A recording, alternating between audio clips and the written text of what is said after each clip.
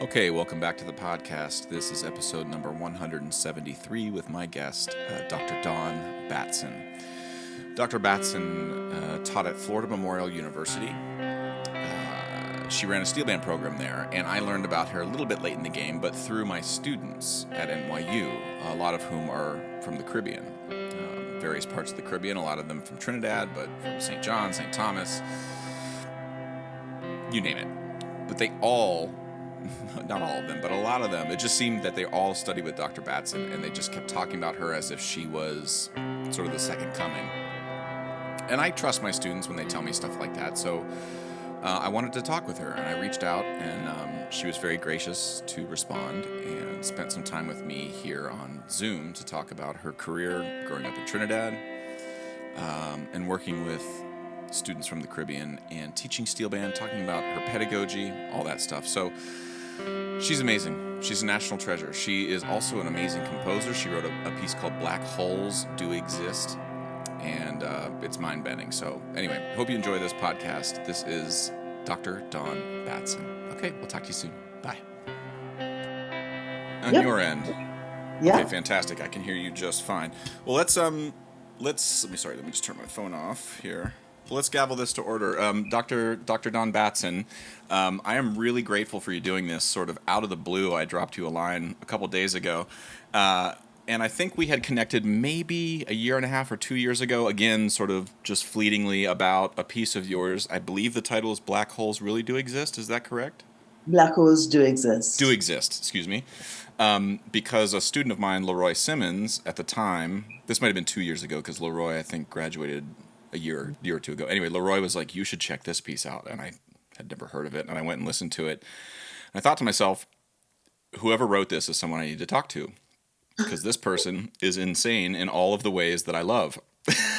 So I would take that as a compliment. It certainly didn't come out as one, but but the other reason I wanted to talk to you is that your name has come up more often, I think, than almost any other pedagogue in my life, from the mouths of my students at NYU and from friends of mine in Brooklyn in the steel pan scene there. And almost everybody I'm friends with is like studied with you in one way or another at Florida Memorial. Quint Rose, Kendall Williams, Amon Pascal, Freddie Harris III, Leroy Simmons. Like, you know, not all of them were my students, but a lot of them were. And anyway, I just really, I think based on the way those students are in the world, it must mean that you're really good at what you do.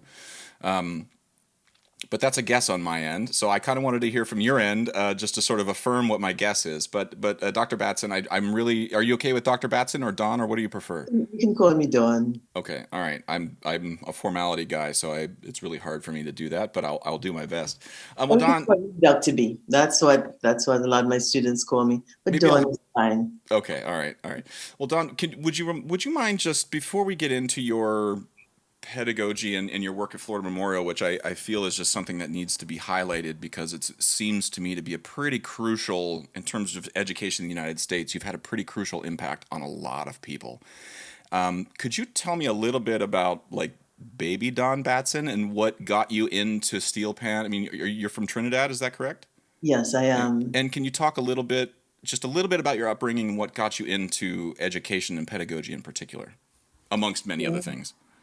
Well, my mother's family, all musicians, and she herself was a music teacher at Arima Government Secondary School in the east of Trinidad. And she was very creative, and she would combine pan with different instruments, pan with violin, pan with clarinet. She was one of the first to do that in the country. And she would use me as her guinea pig as I was growing up, basically. I play whatever instruments. But to me, the pan is a spiritual instrument. It takes me, let me speak for myself. Mm-hmm. It takes me to a realm that other instruments don't. And then just the response from others when they play, and the interaction, because I'm very much into diversity and inclusion and equity, mm-hmm. and that instrument to me is the epitome of them all. So growing up, I didn't have a choice, but I myself gravitated towards the pan. And then I studied music education at Hofstra, and Hmm. my instruments were strings, violin and viola. And when I came back to Trinidad, I started teaching at one of the high schools there, Trinity College. And I was the first music teacher that they had had. It's a boys' high school, and we used the pan Hmm. as one of the main instruments, and we did well at the steel band festivals. And one of the bands, Panbury, asked me to work with them, and Panbury Steel Orchestra. We also worked with Invaders Steel Orchestra, Hmm. and I've conducted for Renegades. Coach Jit, had asked me to conduct when they went on tour, and I'm so I sorry to interrupt, but you just tossed that off as if he's like your buddy, and it was like, I just, of course I worked with Jit. And for someone like myself who grew up in a cornfield in Ohio, Jit Samaru is like a wizard who lives in a mountain. Like that's what I think of Jit Samaru and Bugsy and all of those that crew. But I do want to just sort of like you grew up in Trinidad during a time when the steel pan, and the steel drum was, if not already, but becoming something that was. I mean, the steel drum was not an instrument that Trinidadians looked on with pride initially. that is true. And I'm curious if you would be willing to sort of. I think a lot of, again, like I grew up in a high school and steel drum was like, this is steel band, and we played ice cream socials and we did all the calypsos and the things that you do. But there's only so much of that history you can glean being in a cornfield. I'm sorry, I keep saying the cornfield, but for you, can you talk a little bit about what that struggle or just what that trajectory has looked like from your vantage point? Well, I think for me, being in two worlds, because I was in the classical world with the strings, playing with orchestra and so on, and I was also in what we call Best Village, which was the cultural heritage of the people of Trinidad, put on the folk heritage, and growing up and also going to my high school is one of the so-called prestige schools, Mm. and you pulled in different ways, because at that time, if I was going to say music festival to perform, then it was looked at like, oh, you're going to do something special. Mm. But if I said that I was going to tour with Best Village, or I was going down to the Panyard, then somehow that wasn't looked at Yeah, yeah. with good eye. But luckily again for me, I was very lucky in my family. My mother, she said, as long as you come back before it's dark, you When the go street ahead lights and do come what on, as you long as do. you're home by the street lights come on. That's what my mom's role was growing up. Exactly, exactly. And also being a woman in a very, very male oriented field at that time, Hmm. it became a little bit difficult, Mm. because people test you. Yeah. But what I found is that even in a group with 100 men, once you show respect for what they can do, and they show respect for what you can do, and then then it works. Okay? Because I don't pretend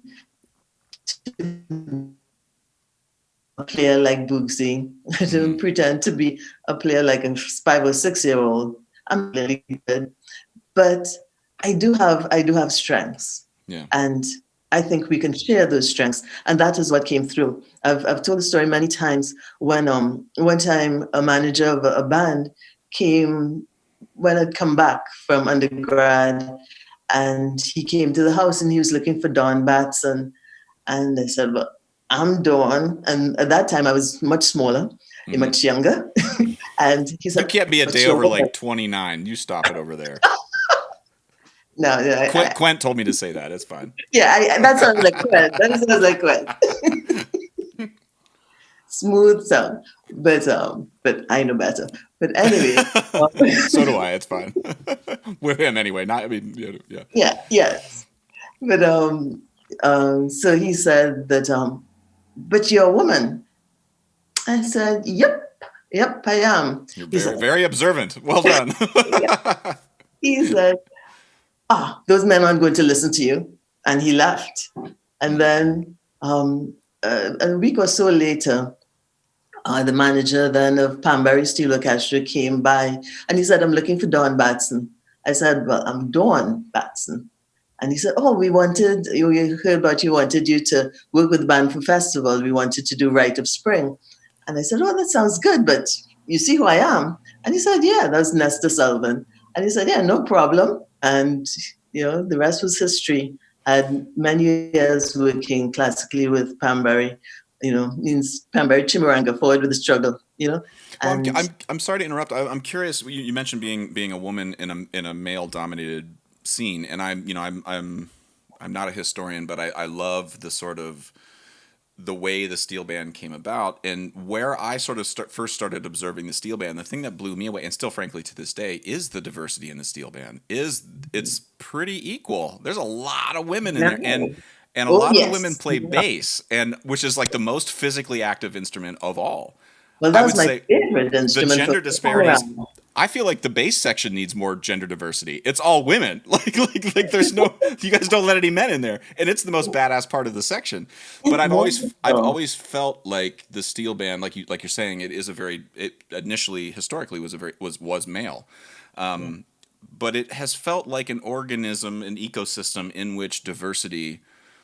I don't know. It's always felt like less of a struggle to get diversity within steel bands. And anytime they get in a room, I don't know. I don't know if the access or just the conversation around it is easier with a steel band, and I don't know why. And again, I am probably glossing over a lot of the complexities and nuances around this that are maybe setting off red flags in your head because I didn't spend my life. I'm not a woman. I didn't spend my life in a steel band, when they were predominantly all male. So I guess what I'm just saying is like I guess I agree with you. The steel band has something unique, and I don't know what it is. It's hard for me to sort of put my finger on it, but I have noticed some of the similarities that you're mentioning of this Yeah. inclusivity seems to sort of be built into it in some way. Yes, well, women were always part of the history of the steel band, perhaps not as players, but as supporters, as organizers. Mm, But the thing again, it goes back to respect. If you go into a band and you show that you can play and you can do the music, they don't care if you're a four-headed monkey. You know, you'll be accepted. At least the bands that I've known, and I've worked with a lot of bands in my life, and it's always been like that. You could be 4 years old and be a star. You could be 85 years old and be a star. And yeah, accept you, and that's I've beautiful. I've played with Phase Two and Skiffle Bunch in Trinidad, and I've drilled a bunch with Skiffle Bunch for Kendall, Mark, and Odie, and it's not lost on me that when I'm standing in front of a steel band drilling, I mean, you have that experience with Renegades where you're drilling, whether it be Rite of Spring or something, or Panbury, and you're a woman. Mhm. I'm a white person standing in front of 140 Caribbean people and I'm the only white person in the yard, and that responsibility. But again, like you're saying, it's trust. It's you're communicating. They're human beings. I'm a human being, and once everybody in the room realizes that my intentions are like to make this thing rad, like Yes. and I don't care about I'm willing to I'm willing to my ideas are not good all the time. And it's like you have that conversation, then over the course of the week, it doesn't take but 1 or 2 days and everybody in the band is like, "Oh yeah, he's cool." Like, yeah, I got my eye on him, but he's cool. Like I've always enjoyed that and I've felt more welcome in pan yards than I have in most like orchestra rehearsal rooms I walk into. Mhm. Yes, it's true. Because I think Panis very, very quickly realize your depth. If Mm. you're someone who just talks a lot and has no depth, you will find yourself isolated, and a true appreciation for the culture. That is important. If you're a cultural skater, then people know. You don't want to you don't Yeah, want I to be think that's skating. an oxymoron, cultural skater, cultural, but you're a skater. I Yeah, don't know. yeah, you're faking it. Like I agree with you. I feel like Trini's, but just I've people who run steel bands. I mean, because it's not all Trinidadian. In Brooklyn, there's people from Haiti and Dominican Republic and Grenada and Jamaica, but the BS meter is pretty high. It's pretty finely tuned, and people know whether or not you are just making up something, or whether or not you're saying something, and you genuinely don't know if what the answer is correct. Like that, people can parse that out really fast, and it's like they're ninjas at that stuff. And I've always then I go and I look at my new music community, for example, which is predominantly white, and I feel like the BS meter. It's like, what, you guys need to go study with a steel band because you're missing a whole lot of Cool. stuff, you know. Yeah. But well, let me ask you, like, so what got you? You mentioned you had a teacher early on in your life that was really influential by sort of using you as a guinea pig, as you said. Where was the point where you went from being a student to like, I actually want to do that for a living? That seems like a rad course for me to go on in my life. I don't think that point is ever reached, actually. Podcast over. Good podcast. I'm still, you know, I do what I love, and I do always. I'm motivated by what other people can do. That's why I got into education. My Mm. mother, of course, as I said, was my first teacher, and I had an awesome music teacher at high school. But when I see what students can accomplish, and sometimes they tell me that I give them too much, but I don't think so because I see their I've potential. heard that a lot. I wanted to ask you about that. I've had similar teachers, and I respect that about certain teachers, and I have that little part of me too. Is I'm just going to keep heaping stuff on your shoulders until you collapse because you don't know that you can actually stand up with all this. You'll be fine. Trust me. Exactly, exactly. Because to me, the future is always in the young people, you know. And when you give them the tools, or when you see them do things that they thought that they couldn't do, it's amazing. I that is my joy. That is So my joy. when how did you get connected? I mean, I'm probably jumping over a huge thing here, but you went from Trinidad. How did you land at Florida Memorial? When did that happen? Oh, okay. So after I left Hofstra and I went back to Trinidad and I taught for a good while, and that's when I was involved with Pambarine Invaders and Trinity, Woodtrin, and Renegades. And then in touring with different orchestras, what I found was that contractually we might have issues. For instance, we're touring in Europe and the contract wasn't what it should be. So then I decided to go and study music business. And I went to University of Miami. And there I started the steel band program at University of Miami. And then after I created my own PhD program because I wanted they didn't have a music business PhD. So I created a program that was a combination of music business and international affairs. Can I just stop you for a second? This was at University of Miami. Yeah. You started your own PhD program. Yes. And I'm asking the question, like, I want you to just talk to me like I'm 2 years old, because there's a lot of people right now who are like, systems will never change. We'll never do anything, like, burn it all down. And I just feel like when I talk to people, like, I mean, you're not the only one, but like, you started your own PhD program. I don't want to imply that systems are easily changed by any means. They're not. Yeah. But it can be done. So how did you do that? I want to start my own doctoral program and I don't know how. How did you do that? Well, first of all, you always have to have data, you know? So I had the data. I showed that what I wanted to do was just as it had the body of any other program, and I had to convince the professors who would be on my, on the team, so to speak, and I had to defend it before Right. the program began. And in addition, I wanted to be able to write as part of it, compose. I wanted to be able to put on a conference as part of it. I wanted to have a whole concert as part of it, in addition to looking at, the economic force that the steel band was. And so I really had to go to different departments and prove to each of them that what I wanted to do was viable. And the accounting department was, yeah, are you sure? And then the international affairs department and the music department, all three. It took a while, but it was what I wanted to do, and that's what I think. If don't stop your dreams, don't stunt your dreams. If you want something and you really want it, then you go for it. You mightn't always succeed, and it was hard, but Yeah. I've always found that, I mean, I understand why people might look at a university system and you're like, oh my God, they tell me now I have to go talk to accounting. As if like accounting is this robot that has no emotions and doesn't care about anything.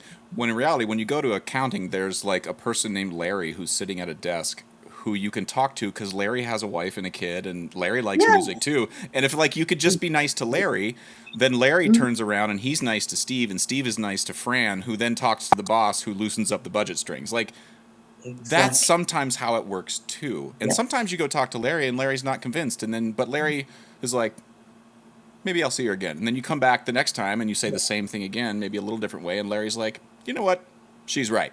Like, there's a Larry. It's not a robot. And I always Exactly. like want to encourage people like, don't underestimate the power you have to convince people of your worth. It's just you have to go in and do it. Like no one's gonna do it for you. Exactly. And admin assistants should be your best friends, Mm-hmm. because they Be, have be the friends power. with the business manager at your school. You know, whoever the secretary is who's handling all the contracts, take Exactly. them out for a beer. You won't regret it. Yes. Yes. And genuinely, Yes. I enjoy people in all walks of life, and I learn. I learn from everyone. I learn from the little ones. I will learn from the older ones, and that to me is a joy. So anyway, that's how I was able to do it. It was tough, and defending it was even tougher. But yeah. But it's okay. So you got your doctorate at Miami. Then you go. How did you land at Florida Yeah, Memorial? well, I had started the steel band program at University of Miami, and so I continued doing that for about a year after I graduated. And then one day, I went with one of my students, Elton Anderson, to Florida Memorial. I'd never heard of it, even though it was in Miami. And he was interested in the aviation program. Hmm. And when I went there, I went across being, a musician. I said, let me go check out the humanities department. So while he was in the aviation department, I went over there and I met a gentleman called Alfred Pinkston. And he was the new head of the music department. And he had this idea, and I found it was perfect because what he wanted to do was get professionals in the field who would start a new program. And the genesis of the idea was that we take students who were really excellent in the oral traditions, the fields of jazz, gospel, and of course, hearing that, I said, pan, because at that time in Trinidad, you couldn't do it at university. It Hmm. was the program hadn't started there, and NIU was the only program here that What year is this? that If you don't well, mind me asking, what year is this? 95, 95, 1995. Okay. 95, yeah, 95. Yeah. And so I said, well, I will come across here and start the steel band program if you can assure me that I can get scholarships for Hmm. Trinidadian students as well. And he said, yeah, that sounds, because I told him about the steel band, and eventually he went down and experienced it himself. Hmm. But so, of course, for me, again, after I graduated, I tried Trinidad's government, and at that time they weren't interested in educating Panis. But I said, look, if they're not going to do it, I'm going to find a way to do it, and that was the way.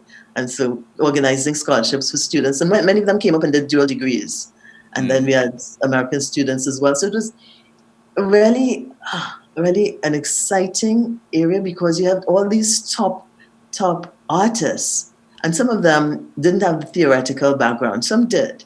But what we wanted to do was by the time you left, you would have both the theoretical backgrounds and you'd come in with at a really, really high technical level. So it'd be awesome. Wow. I mean, And many of them there's are. there's I want to ask you sort of your experience with your first class here in a second, but you highlight something that is a big topic right now, just in the music education world, and in specific like music theory and music history, and the way those are taught, and the types of learning that we require of students, and then the types of learning that we don't. And predominantly rote teaching is left by the wayside, Mhm. just oftentimes because it's very time intensive, but Yeah. because it's quicker, just because something's quicker because it's on paper and somebody can just play it and move on, like quicker doesn't always necessarily mean better, but quicker means you can do more in a Mhm. conservatory setting, right? And so historically, it's just like we've sort of leaned on that because it's a way to get students exposed to more stuff over a long period of time. However, what ends up atrophying is the part of your brain that is the way most of the world learns music, including in Trinidad. I mean, people do read in Trinidad. Literacy, music literacy, in terms of reading sheet music and stuff like that, is rising. But you go to skiffle bunch, it's taught. Here's your first note, C sharp. Yes. You know, and that's like somebody asking me, like, I'm really good at bench pressing, right? All of a sudden Kendall Williams is asking me to do squats, and I've never done a squat before.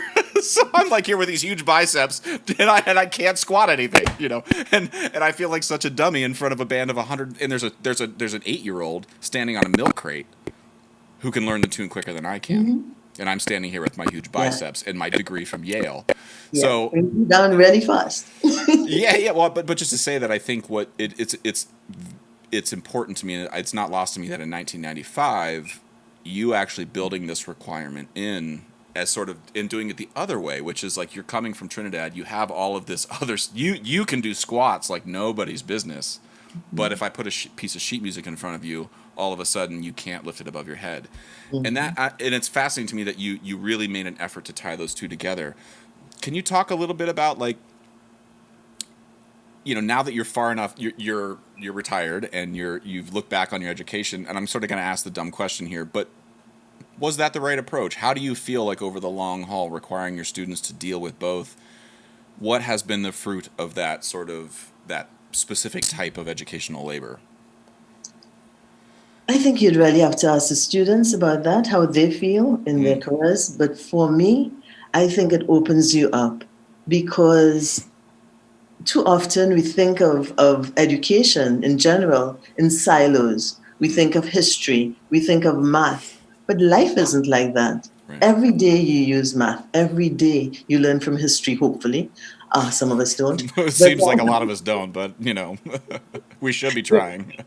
yes, but looking at music like that as it's part, all the pieces tied together. And I think, for instance, when we did music business, they would have to actually create a business, Mm, or in history they'd have to perform the pieces that they were studying, and that in that way you grow, I think, as a person. And then when you go out into the real world, let's say, you take those things with you. So I hope, hopefully, and I hope my past students would corroborate this. I hope that you're a little less afraid to try something new, mm. because you can see how things work together. And when I look at some of my students, I see them doing different things. And Yeah. so I think it has worked. Well, I mean, I'm asking. I have an answer that I feel pretty strongly about, but I didn't want to push it on you. But I feel like what you said, though, that to me struck, is like, I don't want you to be afraid going into, and I don't want you to out on something because you have fear or you have insecurity about, whether it be about, like, if you're afraid of rote learning, and that's keeping you from going to Trinidad and playing with Phase Two. Yeah. You got to get over that, because you are missing out on corn soup. Let's just even, like, forget about the music.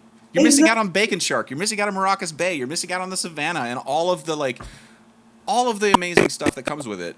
And if your fear of rote learning is the only thing that's keeping you from that, that's a bummer.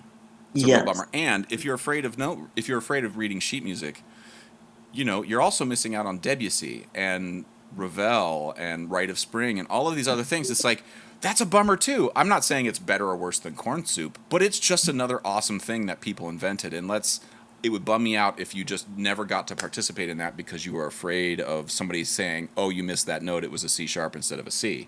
Don't you Yeah. know how to read music?" It's like, yeah, somebody's going to say that to you, Yes. but keep your head to the grindstone and just keep pushing, because Yeah. the Debussy payoff is worth it. It's worth Exactly. it. It's so good. Listen to it. And then I think another aspect of the program is, and of any program, is you can't hold on to people. Mm, Sometimes people want you to go into to a university setting and they want you to be there, because this is the program you have to graduate from. But sometimes you outgrow a program, Yeah. and some of them did that. And that was, to me, that is excellent when you're ready to fly, you're ready to try something new, something different. That's great. Well, That can I ask that you? I shows great. Yeah, I'm sorry to interrupt. The We do a So Percussion does a summer festival every year, and now we're 12 years into it, and every year I still have this crushing anxiety the day of the start of the festival where I'm like, nobody's going to show up. And then they show up, and I'm like, I wish they hadn't have shown up. I'm not ready for this. Like, I'm an imposter. Every year I have that same problem. And I don't want to assume that you've had that your whole career at any point, but can you talk about the very first year? So you've convinced your faculty administrators and Larry at accounting that everything's worthwhile. You walk in, your nameplate's on the door. All of a sudden, people show up. Like, what was your what? Talk to me about that very first day of like meeting your students and like what was going through your, like, were you questioning all of your life choices up to that moment? Were you Oh were yeah, you oh were you yeah, question like oh for me yeah. it's like reminding me of my wedding day where I was like, oh, I'm actually want to climb out the window and run right now. I didn't think I'd have this feeling. It's true. It's really true because the first year, the the university, they didn't know about Pan, Mm-hmm. nothing about steel band, nothing about Trinidad, and we had to prove. I had to play the first year. I had to be a member of the band. Most of my students have never seen me play, but that first year, I had to be a member of the band. Mm-hmm. And two of my students from Trinidad, actually two of my Trinity students who had been in my band, they came up too. And then I had a couple of friends that said, you're all going to play in the band. And then I went to the jazz band and said, look, you're going to come and learn. And the young man, he said, what? What am I going to do? I said, yeah, that's what you're going to do. And so we had this little group of six of us. And the first year we went and we performed in Holland, because that's what you have to do. You just have to go brave. Mm-hmm. But it can be. And I know my family said I was crazy because as being paid as an adjunct, which you know how that is, and trying to live your life on an adjunct salary at that point, and basically working 48 hours a day. Mm-hmm. And it was a lot, yes. But Who you were know, some of your students that first year? Do I know any of them? let's see. That first year it would have been well, Corey Batson. He was there. He wasn't even enrolled in school. He wanted to do architecture, Mm-hmm. but he came in that first year. Um, Eltron, Gerard, Bucco, Kyle Hill, they Okay. came up. What was that? For how many of your students was this their first time in the United States, just as part of another culture? Those first three, I think most of them had traveled with me before, Mm-hmm. so that they had traveled before. I'm trying to think if any of them, yeah, no, Kyle had traveled before. I mean, Most of them had traveled before. the reason Yeah. I ask is like I can imagine like right now if I decided to go study in Trinidad for 2 years, like even though I've been there a few times, it would still be a Mhm. like, oh my god, like there's like Yeah. living in another place is different than traveling to another place for a few times. And I'm like, what were some of the big like just everyday culture shocks that your students were like, oh my god, what are people in Florida thinking? Like Yeah. what's going on? Help, help. They came into that particular university, they found coming from Trinidad and many of them being used to Trinidad rigor in terms of school, they felt that people were lackadaisical. They Mm. felt that, and they sometimes, in terms of even some of the other musical groups, they felt that they weren't really practicing as they should be because we'd be there in the band room and we would Monday, Wednesday, Friday, 6 to 8. And even then, of course, you know how it goes. We created our own little panyard. So Yeah. sometimes we'd be there midnight, Yeah. and none of the groups were doing that. And of course, some of the other professors said, you can't ask them to do that, because you have them there for a specific time, and you can't ask them to go over that time. But I don't think I ever asked. Yeah, sure. Like I didn't ask them to say it; I just did. So They did. They did. They were there. they are free to Yeah. leave. Well, I If don't know about that. If they wanted, well, yeah, maybe, maybe the implication wasn't there that they could leave, but nobody is handcuffing them to the pan, that they have to. Nobody is handcuffing them to the pan, Well, that's an interesting. I mean, when I three of the guys in my group and our operations manager Shelby, we all went down to Trinidad in February, and sort of the irony of this being our last contact with human beings and face to face was in Trinidad during Carnival. Like, I'm very grateful actually that that's the last human contact I had with people. Yes, that's a nice one. But it was a big that rehearsal period. We come from the contemporary music world. We go to rehearse with the LA Phil, and it's like we're rehearsing from 1:30 to 2:25. Yes. And at 2:24, the orchestra manager comes out and stands by the conductor just to acknowledge that this is going to be over soon. Yes, you got to do union rules. I get it. Or at least I can empathize. I understand why those rules are in place. I get the intention. On the other hand, this piece sucks right now, and we should stay here for another 20 minutes. Like, is 20 minutes going to kill anybody? Yes. I know it's a slippery slope, but, like, come on now. We can't play this. We haven't even played through the whole thing. No, just a little piece, It's, so what if it's 3:00 in the morning and you're tired, Yeah. So I can understand, like, and for those guys in Shelby, when we got down to Shelby had played a bunch in Brooklyn, so she knew the vibe. But I told the guys, I was like, rehearsal starts at 7. As you know, that means maybe closer to 9, maybe even 9:30, is when rehearsal's really getting ramped up, and then that means we're going till 3. Yeah. And nobody stops. Like, you want a break? Go take a break, grab a carob, but get your butt back over here because we're gonna keep playing the same tune for 6 hours straight. Yeah. And that, like, the union would have shut that down in New York and filed a grievance. Like, it's just. But again, like, I think this stuff, when people are talking about different cultures within new music or contemporary music, classical music, it's like, well, we need to talk about this too. I'll bet Beethoven 7. I'll bet the culture would be different if you had musicians with the New York Philharmonic who rehearsed Beethoven 7 like Renegades rehearses Pan in A minor. Yeah. Like if there was some sort of, if we could just bring them a little closer, I'll bet Beethoven 7 would have the energy that Zanda's arrangement has with Desperados. You know what I mean? Like, there's that passion. And I'm not saying, like, I get it, violin player or flute player. I understand you don't want to be in rehearsal for 6 hours. And trumpets, it's really hard to blow your trumpet for 6 hours. I understand. Steel drummers can do things that maybe wind players can't. I get it. But let's maybe come a little closer, because I think the results will be better for everybody. I agree. I totally agree. But well, let me ask you a little bit. So before I get to your composition side of what you do, what has been as a teacher, I'm now 15 years into, like, my teaching studies, and I say study because it's a practice. You get better at it, and you have some days where you completely drop the ball and wish you could take the whole day back, and because you feel like you've set somebody on a path that is not good. Can you just talk a little bit about, for yourself, what is something that in your teaching has felt like a failure, but that you're really glad happened because it really taught you something about the way people learn things or the way you learn things, something like that? That's a really good question. What has felt like... Other than Leroy. Leroy doesn't count. No, I'm just kidding. I love Leroy with all my heart.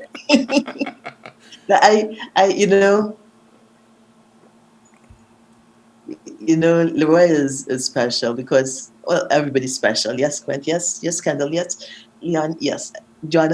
I can't call all the names, but yes, everybody's special. But for 1 year, I had left Florida Memorial and gone up to Indiana State. I was teaching music business there. And then Leroy came, and he started at Florida Memorial, and he called and he said, "But you're not here." I said, "No, I'm not here." And so he said, "But I'm here." So I had to go back. So Leroy is special. He invited me to. He didn't know it, but he lives in, as you probably aware, he lives in St. Thomas St. Thomas, correct? Thomas, yeah. St. Thomas, yeah. And when the pandemic happened and the stuff with George Floyd happened and the whole country, it seemed, and the world was on fire and everybody was screaming at each other and upset, rightfully so for many reasons, Leroy messaged me out of the blue and just said, "Hey, we do church on the beach. Here's the Zoom link if you want to come in. I'm preaching today." Oh, and I was like, gosh.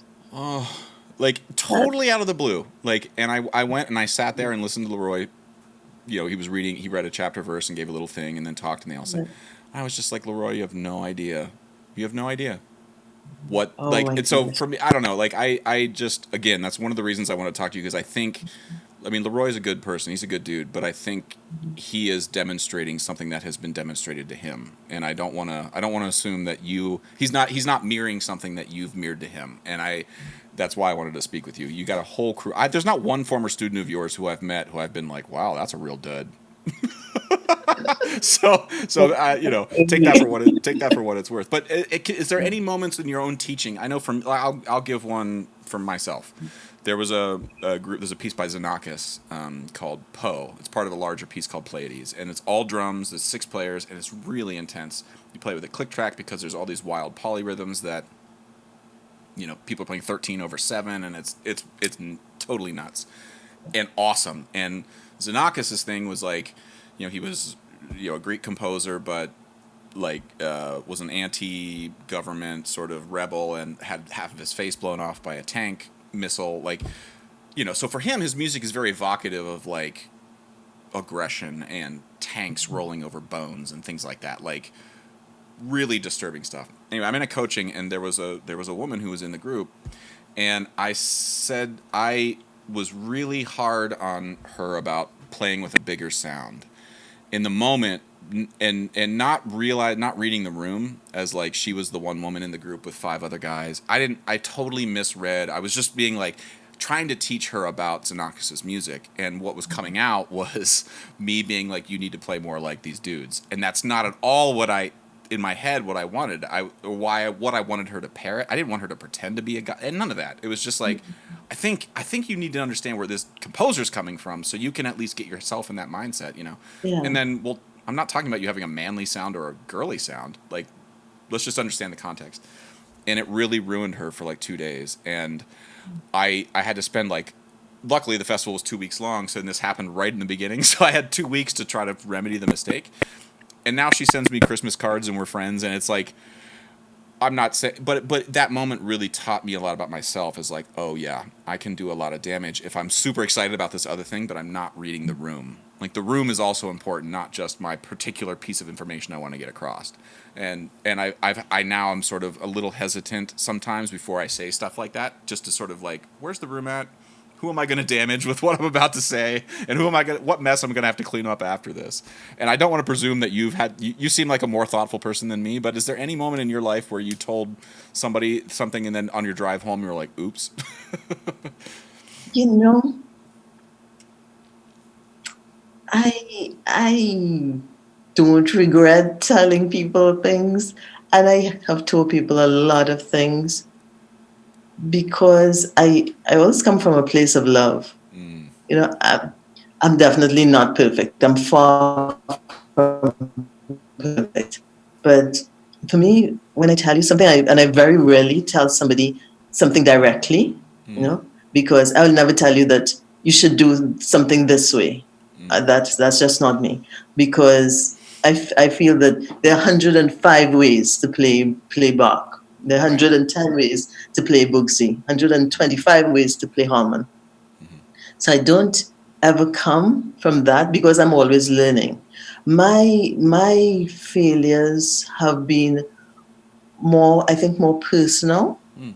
in terms of the 1 or 2 students I couldn't help, and that is sad to That's me. I mean, I'm not glad that you have that in your life. I'm glad that you mention it, because I've had a similar thing where it feels equally like saying the wrong thing and pushing someone down the wrong path is something I have felt horrible about in my past, but also not even being able to crack through the shell.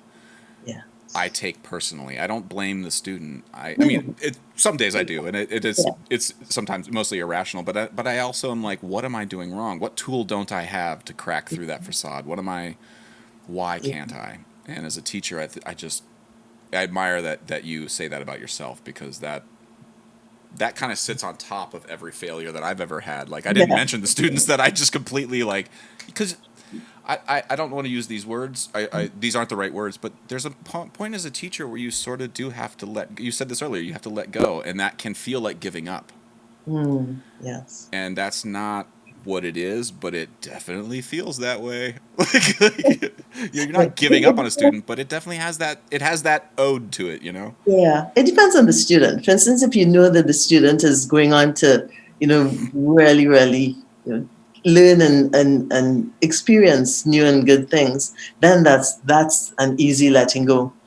But when the student, you don't know where they're going to go, that's hard, Right. and you don't know how to help them, that's even harder. Yeah, I mean, it's the because you have fear. I mean, I have fear. I see all my students, like I said before, I have zero desire to have any of them be professional steel drummers. Like that's I can barely do that myself. Like I'm not. I don't. We're all trying to figure that out. But I want them all to be functioning human beings and have success Yes, in whatever part of their life they go into. And if I can't help them with that, that feels like a bummer. If you become an accountant and you're a dysfunctional chamber musician in your accounting firm, I well, could have helped you there. yeah. If you were playing shock in my steel band, I'll bet that would have helped your accounting practices in some way. I don't know how, but I wasn't able to do that, and that bums me out. So, well, I'm glad that's an interesting, and I think all teachers should. I think that what you just said is something that even if you're a first day teacher, this is your first day on the job, just plant that nugget in there as a possibility because it's important that you not see every student as like your personal validation for your life's work. like because you're gonna miss some and they're gonna Yeah, miss you too. yeah. Well, let me ask you about your music. Black Holes Do Exist was a piece of music that was written for steel orchestra, is that correct? Yes, it was. Can you talk a little bit about like when was it written? Why did you write it? What was the catalyst for it? And what was your sort of mindset? I mean, I have a tangential obsession with quantum mechanics and astrophysics and black holes and things like that. So this title, I'm very curious as to where you got the title.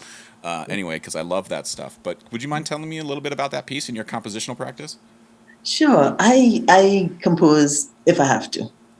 I'm Mm, not one of the persons who, I hear music in my head all the time, but I have no desire to write it down.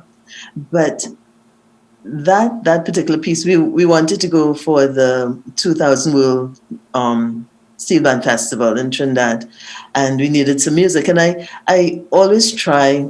I want my students to create their own music. That's important to me. So I didn't want to have just a piece of music. So I said, okay, I'd write a piece of music for it.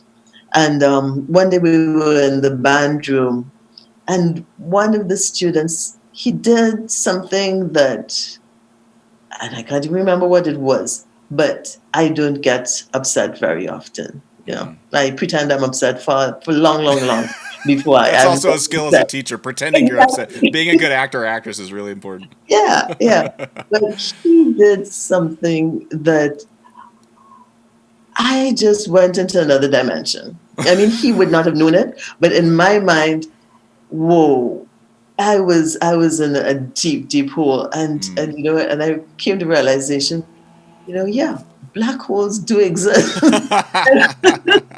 So you got to black holes through a student who pissed you off, and I got to black holes through Neil deGrasse Tyson and quantum physics. But we both got there regardless, and I think it's important to note Yes, why. yes, and of course, I love, reading and learning about science. So Yeah, yeah. it's part and parcel of me because you have that whole spiral where Mm-hmm. you don't know if you're going to come out on the other end. You don't know Mm-hmm. what's going to happen. And Yeah. so that was the genesis of the piece. And Okay. that piece was funny because we had to prepare for the festival. So that I was writing it. And as I was writing it, I was handing it to the band members Mm-hmm. because they learned it as I was writing it. Yeah. And then we had to finish it in time to go down to Trinidad for the festival.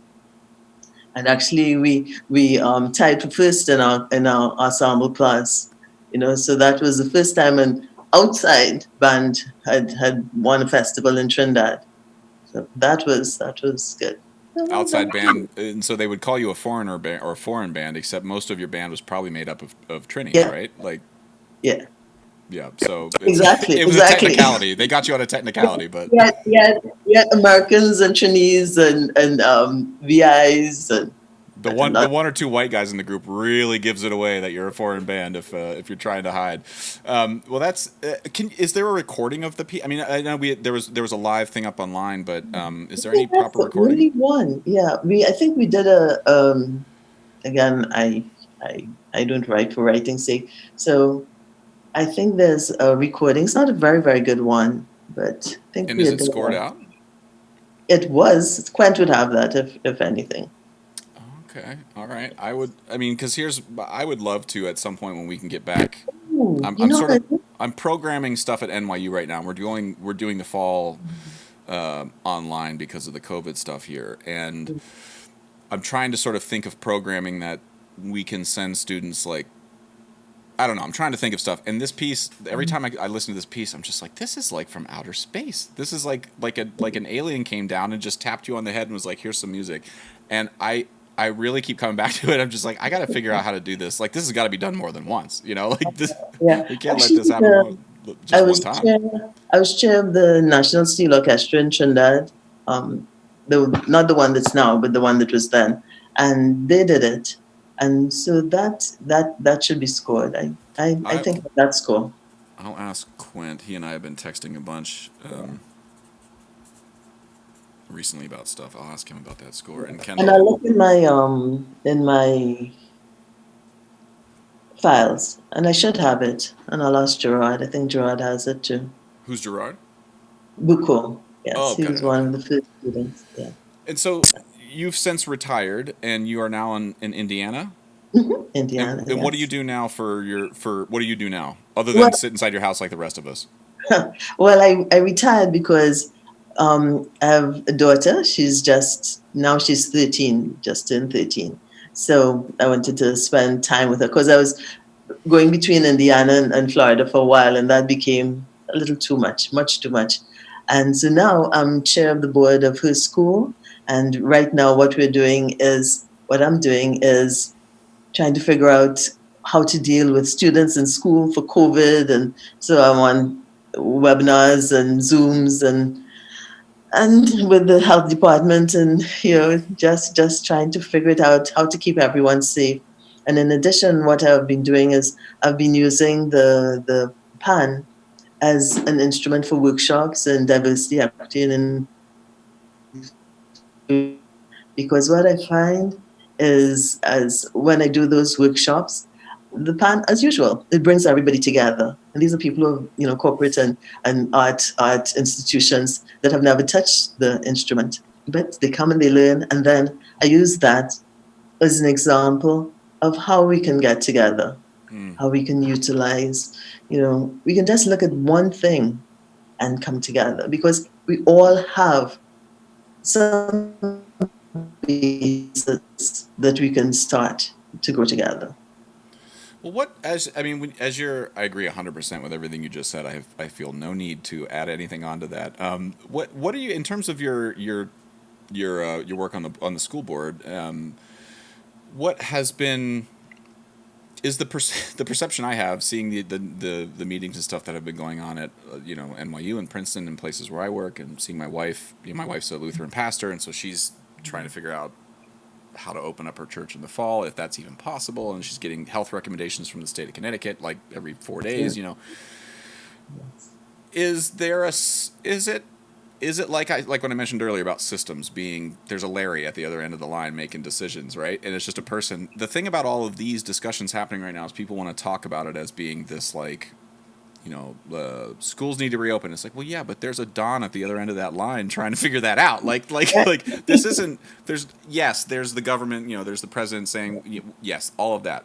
Sure, that feels crazy and not helpful sometimes, but in reality, there's a lot of people on these calls, and it's just everybody's trying to. We're all making it up, right? Mhm. Like it really. Am I off base by saying that the No, general sense is no. that it's a lot of really smart people Yeah. facing a crisis and just don't know what to do, and they're making it up.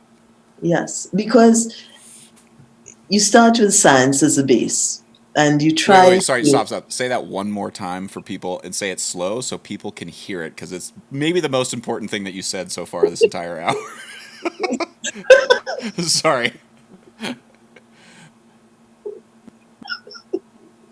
Well, it's, you start, it's funny because who would think that you'd have to say that? But anyway, you start with science as the base, and right now, things change. And Yeah.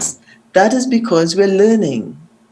No one can tell me that they know everything about this virus.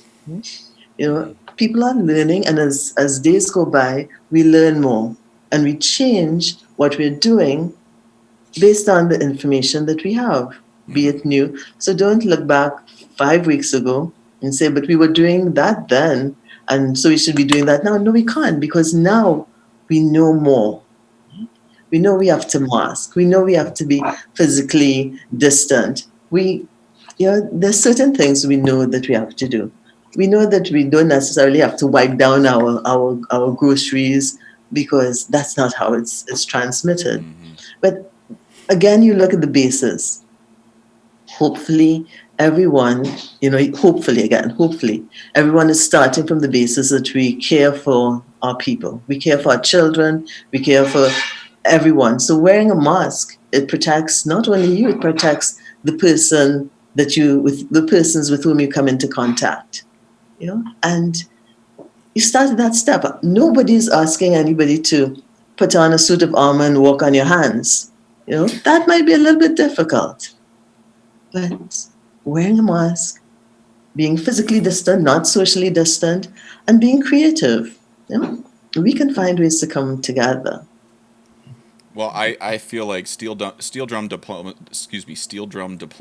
is like we need to create the Department of the Caribbean diplomacy or something with the That's government what we do. where That we is, it's like everybody it's like if you have a problem, like we're not going to talk about anything until you play in a steel band for a week. After that, then we'll talk. Like then we'll talk. once you've had some really good food and you've had your butt handed to you by your section leader and you understand what a good drummer sounds like, Yes, then we'll talk about then your we'll issues talk. with whatever's happening. Well, Don, I really appreciate your time. Your name has come up a million times, and it's super, super nice to put a face with the name and a voice. And it's no mystery to me as to why your students talk about you the way they do. And I really do. I'm jealous of them that I never got to study with you. So if I show up on your front door with my drums, don't be scared. You're always welcome. I'm there for lessons. Always welcome. And I might show up and get some lessons too. Yeah, And well, tell all my New York people, Iman and Quent and Kendall and Kareem, and I'm going to forget all the New York people that are there. Love you all, and all of them all over the world. Love everybody. well, I know for a fact that they are all like when I mentioned to them I was doing a podcast with you, they were like, oh, "Tell her I love her." I was like, "Well, you can tell her too. You can send her a Zoom link. That's all I did. Like, I didn't do anything. I just went boop and sent a Zoom link. So you do it. You tell her." But on behalf of the entire Brooklyn community, Dr. Batson, I think they all love you. So just know that. Thank you. Thank you. And I love them right back. Well, I will let you go. I won't take any more of your time. We're coming up on an hour here. And is there a place where, in terms of anything that you're working on, is there a place where you feel folks, if there's something that they want to learn more about you, where can they find out more about what you're doing and your students? What do you recommend folks look up? Just look me up on Facebook.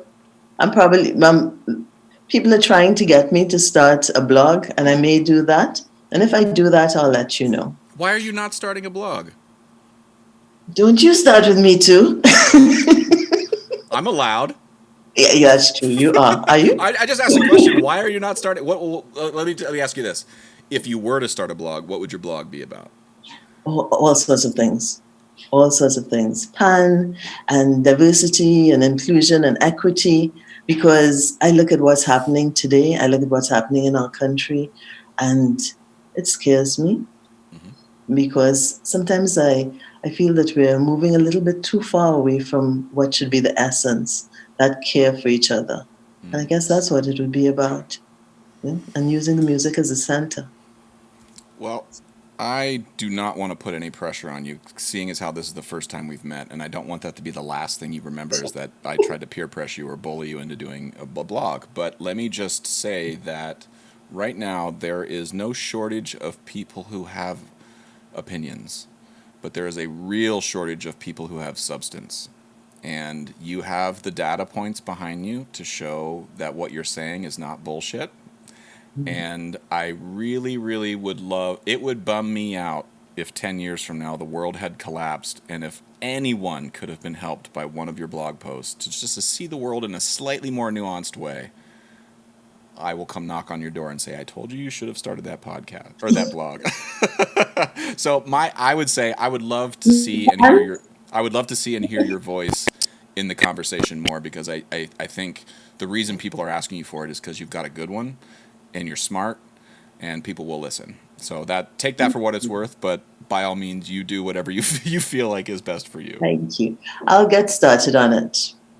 I will get started on it. All right. Well, I don't want the last word to feel like I bullied you into something, but you can't bully me.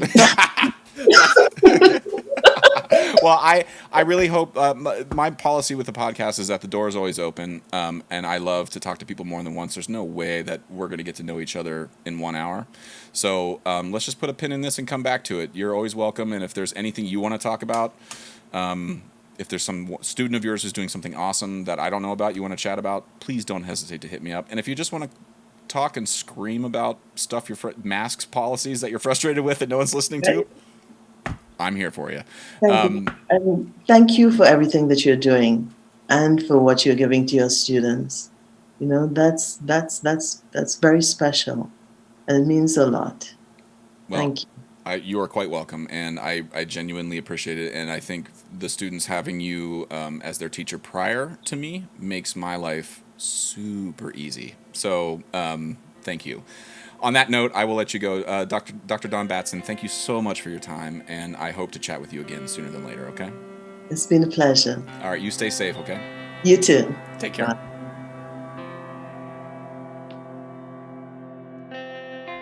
Okay, this podcast was brought to you by Liquid Drum, LIQUIDRUM.com. Hilarious percussion vids, great education. Check them out, liquiddrum.com. Also, all the steel drums I play on and teach on were built by Kyle Dunleavy. You can check out his work at dunleavypans.com, DUNLEAVY pans.com. Also, if you're interested in advocacy or more information around the steel drum, there's a great organization in Brooklyn, New York, called Pan in Motion. And you can check them out. They're all friends of mine, Trisha, Arisha, Kendall, Jerry, you name it, advocating and fighting for steel drum awareness in Brooklyn. You can check them out at paninmotion.com. Also, there's an organization called Mango Chow that's based in Brooklyn. You can find them on Facebook, Mango Chow, CHOW. Alejandra makes amazing merch that I think you'd really enjoy. It's beautiful, and it just brings more awareness around the steel drum in the United States. So check him out at Mango Chow on Facebook. Okay, I hope you enjoyed this podcast. I always enjoy talking to total strangers and making new friends, so I hope you enjoyed this. It was a pleasure to talk to Dr. Batson. Hope you're all doing well. Talk to you soon. Bye.